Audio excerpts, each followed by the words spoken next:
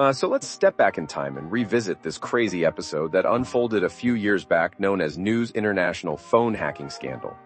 The scandal was so big that it made global headlines with some major players like Rupert Murdoch's News Corporation caught in the middle of it. At the heart of the scandal was the News of the World, one of Murdoch's British newspapers, which had been around for a whopping 168 years. Reporters working for the newspaper were basically accused of listening into people's voicemail messages. Yes, you heard it right. Not only does it sound like something out of a crime novel, but it's also that bad. And it wasn't just average Joes that were getting snooped on. Big names like politicians, celebrities, the British royal family, and even people involved in high-profile criminal cases all had their phones tapped into. And it wasn't just one-off instances. We are talking about consistent listening in through years.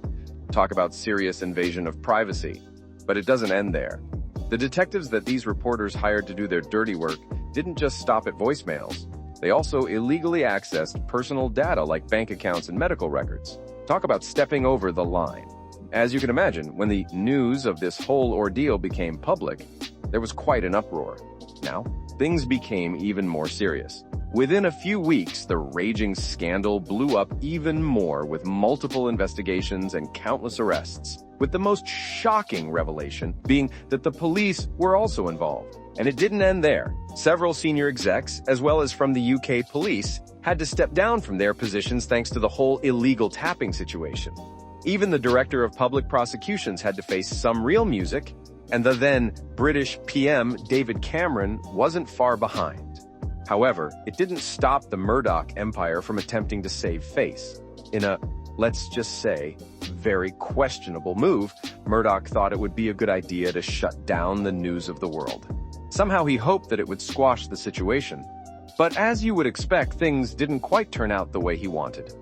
Looking back at this saga, as cringe-worthy as it was, it did bring to light some critical flaws in the way the media operated, and how personal data was being misused.